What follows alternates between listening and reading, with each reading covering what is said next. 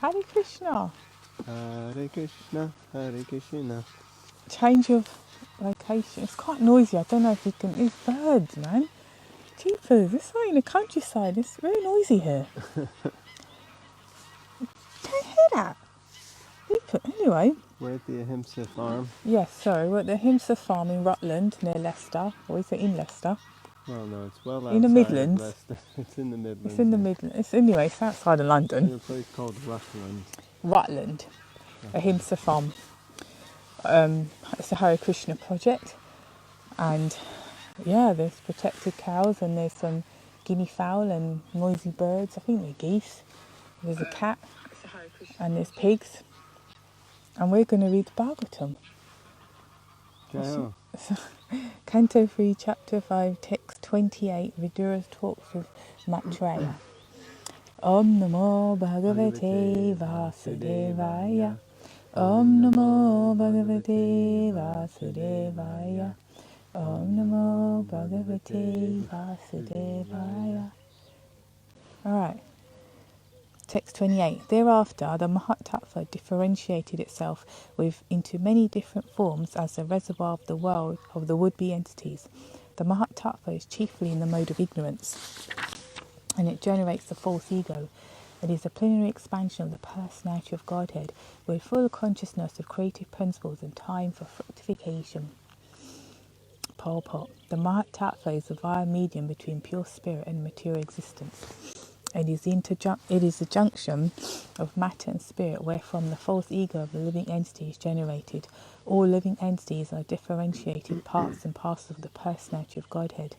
Under the pressure of false ego, the conditioned souls, although parts and parcels of the Supreme Personality of Godhead, claim to be the enjoyers of material nature. This false ego is the binding force of material existence. The Lord and again gives a chance to the bewildered conditioned souls to get free from this false ego, and that is why the material creation takes place at intervals. He gives the conditioned souls all facilities for rectifying the activities of the false ego, but he does not interfere with their small independence as parts and parcels of the Lord. So the Mahatattva is the in-between bit between pure spirit and material existence. It's the grey bit in the middle. Yeah, it's the stuff that the material junction. energy is made of. Yeah. Junction between the two. Okay, text 29.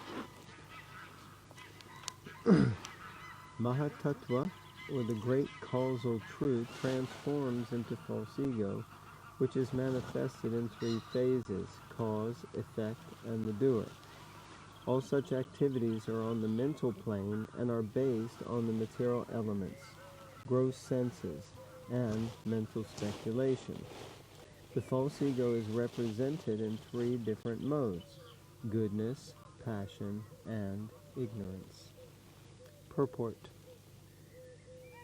A pure living entity in his original spiritual existence is fully conscious of his constitutional position as an eternal servitor of the Lord.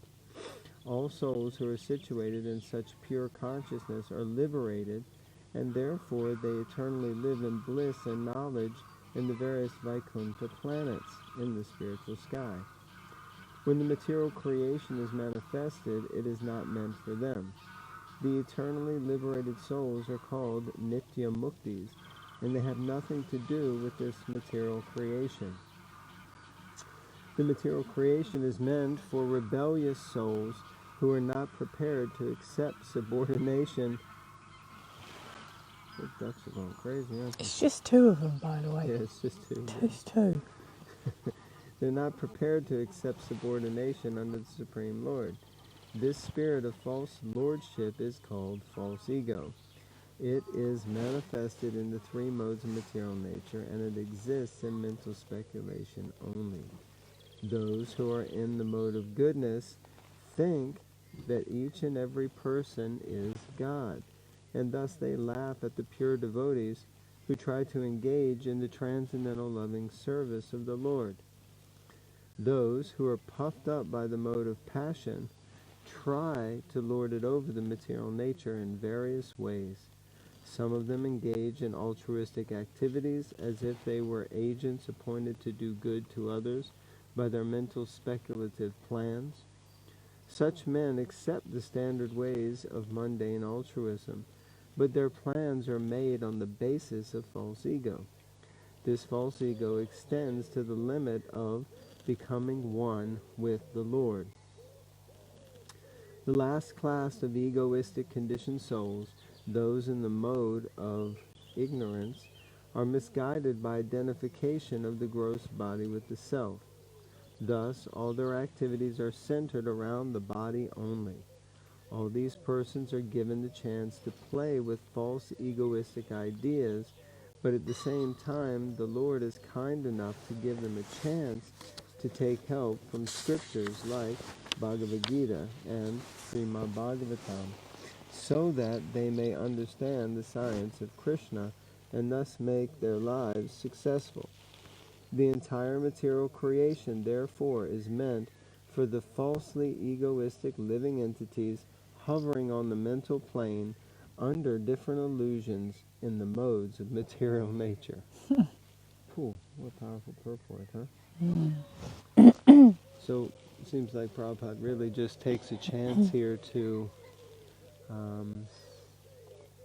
explain the situation, that the living entities are acting on the platform of false ego, which means that they falsely identify with this body, up to the point where they think that they're God. Although we are parts and parcels of God, but we are not God.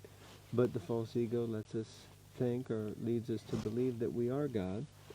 And in that way, false ego expands. Meanwhile, we're just tripping, basically, in the material world, tripping that we're this or we're that or we're like this, and it's all under the modes of material nature and under the influence of the false ego. So, Hare Krishna. Yeah, it's all one big waste of time, really. Text 30. The false ego is transformed into mind by interaction with the mode of goodness. All the demigods who control the phenomenal world are also products of the same principle, namely the interaction of false ego and the mode of goodness. Purport. False ego interacting with the different modes of material nature is the source of all materials in the phenomenal world. Interesting. So basically, false ego, because the false ego interacts with the modes of material nature, this creates every other material element in the material world. Text 31. The senses are certainly products of the mode of passion in false ego, and therefore philosophical speculative knowledge and fruitive activities are predominantly products of the mode of passion. Purport. The chief function of the false ego is godlessness. The chief function of the false ego is godlessness, because this is the main element. False ego means false identity, which means if a soul comes into this world from a place where they're in spiritual realization, in order to exist here and try to enjoy, they need to basically give up the principle of God. They need to give up that God exists, and they need to be here to try to enjoy. So, in that sense, false ego, its chief function is to create moha, or illusion, that God doesn't exist. When a person forgets his constitutional position as an eternally subordinate part and parcel of the Supreme Personality of Godhead and wants to be happy independently, he functions mainly in two ways. He first attempts to act fruitively for personal gain or sense gratification, and after attempting such fruitive activities for a considerable time, when he is frustrated, he becomes a philosophical speculator and thinks himself to be on the same level as God. This false idea of becoming one with the Lord is the last snare of the illusory energy, which traps a living entity into the bondage of forgetfulness under the spell of false ego. The best means of liberation from the clutches of false ego is to give up the habit of philosophical speculation regarding the Absolute Truth. One should know definitely that the Absolute Truth is never realized by the philosophical speculations of the imperfect egoistic person.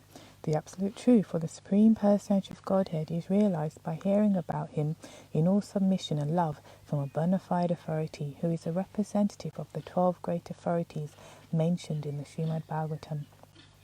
By such an attempt, only can one person the illusory energy of the Lord, although for others she is unsurpassable, as confirmed in Bhagavad Gita. By such an attempt, only can one conquer the illusory energy of the Lord. What did you say? I left out the word conquer, which is quite important, really. So, by such an attempt, only can one conquer the illusory energy of the Lord, although for others she is unsurpassable, as confirmed in Bhagavad Gita 7.14. And 7:14. That's in the Bhagavad Gita. Davyesha gunamayi mama maya dharati yamameva yapapajante mayam itam tarantite. Right. Right? Yeah. What's the translation? Energy. This divine energy of mine, It's difficult to overcome, consisting of the three modes of material nature. but one who surrenders unto me can easily cross beyond it. Dun, dun, dun, dun, dun, dun, dun. Yes. Text 32. The sky is a product of sound, and sound is the transformation of egoistic ignorance. These things I always love. I just really want to be able to think about them at one point and really try to understand it. But the sky is a product of sound, and sound is the transformation of egoistic ignorance. In other words, the sky is the symbolic representation of the Supreme Soul. Excuse me, purport. In the Vedic hymns, it is said, Etasmad Atmana Akash Sambhuta. The sky is the symbolic representation of the Supreme Soul. Those who are egoistic in passion and ignorance cannot conceive of the personality of Godhead. For them, the sky is the symbolic representation of the Supreme Soul.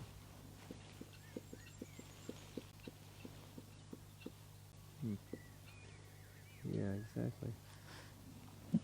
Text 33. Thereafter the personality of Godhead glanced over the sky, partly mixed with eternal time and external time, and thus developed the touch sensation from which the air in the sky was produced. Purport. All material creations take place from subtle to gross. The entire universe has developed in that matter. From the sky developed the touch sensation, which is a mixture of eternal time, the external energy, and the glance of the personality of Godhead. The touch sensation developed into the air in the sky. Similarly, all other gross matter also developed from subtle to gross. Sound developed into sky, touch developed into air, form developed into fire, taste developed into water, and smell developed into earth. Yeah, so there's a difference between the sky and the air. So these are the five elements: Bhumir, Apo, Nalo, Vayur, Kamano, Buddhahir, Evacha. Of course, Buddhahir, Evacha, these are the three subtle elements, but the five gross: Bhumir, Apo, Nalo, Vayur, Kam. So this is earth, water, air, fire, and ether. Sorry, earth, water, fire, air, and ether. So like that. So air is the air, but ether is the space or the sky. It's the space basically. 34, right? Mm-hmm. Thereafter, the extremely powerful air interacted with the sky, generated the form of sense perception, and the perception of form transformed into electricity, the light to see the world. So you've got the sky where there's sound, the air where there is touch, and then electricity, which is basically fire, by which light, by which we see the world.